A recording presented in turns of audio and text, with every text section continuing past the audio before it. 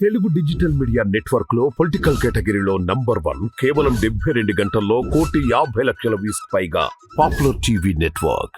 ఇప్పుడున్న కాంగ్రెస్ ప్రభుత్వము ముఖ్యమంత్రి రేవంత్ రెడ్డి బీఆర్ఎస్ వాళ్ళకే మళ్ళీ టికెట్లు ఇస్తున్నారు అని చెప్పేసి ఒక చర్చ నడుస్తుంది.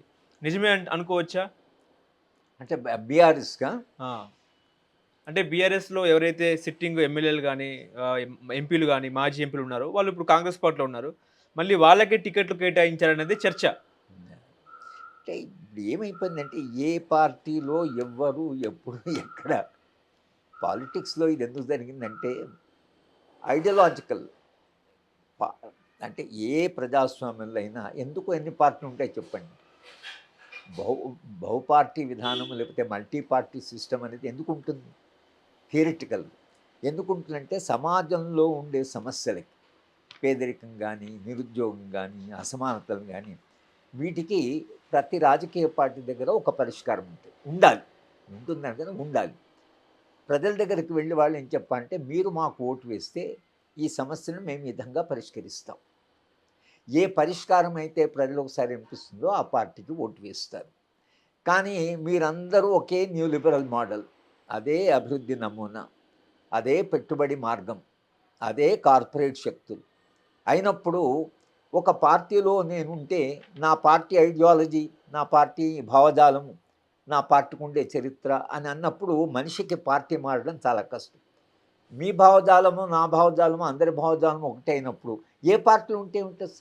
భావజాలం లేదా పార్టీ నిలవడానికి లాయల్టీ కావాలి.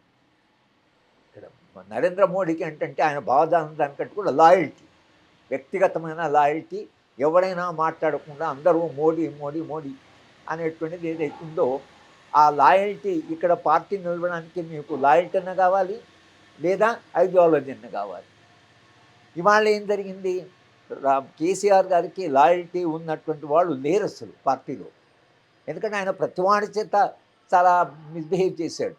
ఎవరిని గౌరవించి మాట్లాడలేదు. ఆయన సొంత బంధువులు కూడా వాళ్ళు కూడా లోపల వాళ్ళు హృదయం మీద చేయి వేసుకుంటే మమ్మల్ని చాలా గౌరవంగా చూశాడు, మమ్మల్ని ఆత్మీయంగా చూశాడు అని కేసీఆర్ అసలు నిజానికి మన హరీష్ కూడా అంటాడని నేను అనుకోలేదు. అంటే నిజంగానే ఆయన మీరు హృదయం మీద చేయి వేసుకొని చెప్పండి మీరు కేసీఆర్ మిమ్మల్ని గౌరవంగా చూశాడు అంటే. ఆయనను హ్యూమిలియేట్ చేసిన వాళ్ళు కదా, ఆయన క్యాబినెట్ తీసేశారు, ఇల్లు ఖాళీ చేయించారు. కనుక ఇవాళ కేసీఆర్కు పర్సనల్గా లాయల్టీ ఉన్నటువంటి వాడు చాలా తక్కువ. కనుక ఈజీగా పార్టీ మారగలడు. అలాగే భావజాలం ఎలాగో లేదు కనుక ఇంక మూడోది భారతీయ జనతా పార్టీ కట్టబట్టుకొని నిలబడి మీరు మా పార్టీలోకి వస్తే సేఫ్టీ, మీరు ఆ పార్టీ అందువలన పార్టీలు మారడం అనేది పొద్దున ఒక పార్టీలో చేరుతున్నారు, మధ్యాహ్నం ఒక పార్టీలో చేరుతున్నారు, సాయంత్రం ఇంకో పార్టీ చేరుతున్నారు. ఇదేంటి అసలు ఇంత 1-2 రోజులలో పార్టీలు మారడం అంటే ఏ పార్టీలో ఉంటే తమకి ఏం ప్రయోజనం జరుగుతుందో ఆ పార్టీ, పార్టీ పార్టీ భవిష్యత్తు, పార్టీ ఐడియాలజీ, తెలంగాణ ఇవన్నీ పోయాయి. నాకు ప్రయోజనం ఏమిటి? ఏ పార్టీలో చేరితే నాకు నా కుటుంబానికి ప్రయోజనంగా ఉంటుంది అని తప్పించి ఇవాళ రాజకీయాలు ఆ స్థాయికి దిగజార్చబడ్డాయి. కనుక మీరు ఎవ్వరు ఎక్కడ ఎప్పుడు ఏమిటి అనేది ఆ ప్రశ్నలే ఇప్పుడు మనకు కొంత ఆశ్చర్యం కూడా వేస్తుంది. ఏదో పొద్దున బీజేపీ ఉన్నాడు, మధ్యాహ్నం వచ్చి బీఆర్ఎస్లో జాయిన్, సాయంత్రం కాంగ్రెస్ పార్టీలన్నీ కూడా ఏం చేశాయంటే ఓపెన్. రేవంత్ రెడ్డి అంటున్నాను గేట్స్ ఓపెన్ చేస్తారా అండి. ఎటు తీసుకుంటారు? ఇంతకాలంగా మిమ్మల్ని అపోజ్ చేసిన వాళ్ళు, ఇంతకాలం ఇందిరాగాంధీ తిట్టిన వాళ్ళు, రాజీవ్ గాంధీ తిట్టిన వాళ్ళు, రాహుల్ గాంధీ తిట్టిన వాళ్ళు మీరు ఎట్లా తీసుకుంటారు? ఒక సీనియర్ నాయకులు అది అడుగుతున్నారు. మీరు ఎవరినంటే వాళ్ళని ఎటు తీసుకుంటారు? నిన్నటిదాకా పార్టీని నమ్ముకున్న వాళ్ళ సంగతి ఏమిటి అనే ప్రశ్న వస్తున్నది. కానీ పార్టీలన్నీ అలాగే ఉంది. ఒక రేవంత్ రెడ్డి కాదు, బీజేపీ మాత్రం ఏం తక్కువ.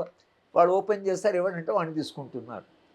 తర్వాత ఈ బీఆర్ఎస్ పార్టీ ఆ పని చేసింది. కాంగ్రెస్ నుంచి బోర్డంత మంది ఎమ్మెల్యేని లాగి అది కాంగ్రెస్ పార్టీ బలహీనపరిచింది కదా. కనుక ఇవాళ ఐడియాలజీ లేకుండా, వ్యక్తిగతమైనటువంటి కమిట్మెంట్ లేకుండా, నాయకుడికి లాయల్టీ లేకుండా ఇవాళ పార్టీలు నిలవడం సాధ్యం కాదు. పార్లమెంట్ ఎన్నికల తర్వాత కాంగ్రెస్ భవిష్యత్తు ఏ రకంగా ఉండే అవకాశం ఉంది? ఒకవేళ కాంగ్రెస్ ప్రభుత్వాన్ని కూల్చే ప్రమాదం ఉందా బీజేపీ? అంటే చాలా ఫ్యాక్టర్స్ ఉంటాయి కదా. అట్లా మనం ఖచ్చితంగా ఇలాగే మ్యాథమెటికల్గా చెప్పలేము. ఎందుకంటే ఒక రకంగా అన్సర్టెనిటీ ఉంది. భారతీయ జనతా పార్టీ 400 400 అంటాం, కానీ 400 అనేది చాలా కాన్ఫిడెన్స్ ఉన్న వాళ్ళు అంత ప్రచారం చేసుకో, వస్తాయిన తర్వాత ఇంకా మీకు ఇంత ప్రచారం కూడా అనవసరం. 400 సీట్లే భారతీయ జనతా పార్టీ గ్యారెంటీకి వస్తుంటే ప్రధానమంత్రి ఇంత తిరిగి ఇంత గందరగోళం అవసరం లేదు, ఇంట్లో కూర్చుంటే గెలవాలి.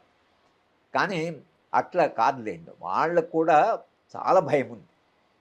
అందుకనే ఎలక్షన్ కమిషన్లో కూడా చీఫ్ జస్టిస్ని తీసేసి వాళ్ళని పెట్టుకోవడం అంటే, ఇక రేపు ఎలక్షన్ కమిషన్ కూడా తమకు అనుకూలంగా ఉండాలి. అంతదాకా మీరు ప్రజలు మీకు అనుకూలంగా ఉన్నాక ఎలక్షన్ కమిషన్ ఎవరు ఉంటే ఏంటి అసలు?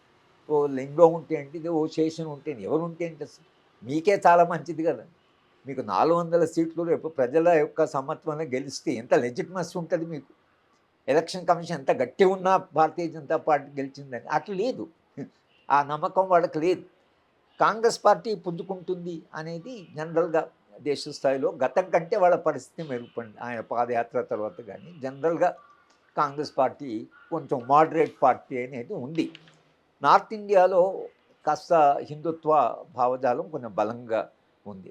నేను బీహార్ వెళితే బీహార్లో కూడా చాలామంది నిరుద్యోగం ఉంది, పేదరికం ఉంది, ఇంత విపరీతంగా అని ఒక ట్యాక్సీ డ్రైవర్ అంటున్నాడు. అప్పుడు మోడీ అనేది ఒక హవాలాగా వచ్చిందండి. ఇట్లా గాలి ఏదైతుందో అది ఎక్కువ కాలము నిలబడి గాలి అలా వస్తుంది పోతుంది అని ట్యాక్సీ డ్రైవర్ అన్నాడు. అంటే బీహార్లో కూడా ఒక రకమైన అంటే మనుషులకి తమ వాస్తవ జీవితంలో ఉండేటువంటి సమస్యలు ఉంటాయి. ధరలు, రోజు మీరు వస్తువులు కొనేటప్పుడు ధరలు పెరిగి ఉంటాయి. నిరుద్యోగం, పేదరికము, పని దొరకకపోవడం, ఇవన్నీ సమస్యలు మనిషిని వేధిస్తుంటాయి. మీరు మతము లేదా ఒక ఇవి సింబల్స్ పెడితే ఇది విశ్వాసం, అది కూడా దాని అప్పీల్ ఉంటుంది. కానీ ఆ అప్పీల్కి తర్వాత ఈ జీవిత సమస్యలకి రెండింటికి మధ్యన వచ్చిన ఘర్షణ ఉంటుంది. మనిషి ఓటు వేసేటప్పుడు తన నిజమైన వాస్తవమైన నిర్దిష్టమైన సమస్యల గురించి ఆలోచిస్తే ఓటు ఒక రకంగా ఉంటుంది. భావజాలము, మోడీ తర్వాత రామాలయం అని దాని గురించి ఆలోచిస్తే ఓటింగ్ ఇంకొక రకం ఉంటుంది. ఇవాళ వచ్చే ఎన్నికల్లో సెంటిమెంట్ పనిచేస్తుందా, జీవిత అనుభవం పనిచేస్తుందా? అనుభవం పనిచేస్తే ఎన్నికల రిజల్ట్స్ చాలా భిన్నంగా ఉంటాయి. తమ జీవిత అనుభవం లేదా సెంటిమెంట్స్ ఇలాంటివి పనిచేస్తే, సాంస్కృతిక విలువలు పనిచేస్తే రిజల్ట్స్ ఇంకో రకం ఉంటాయి.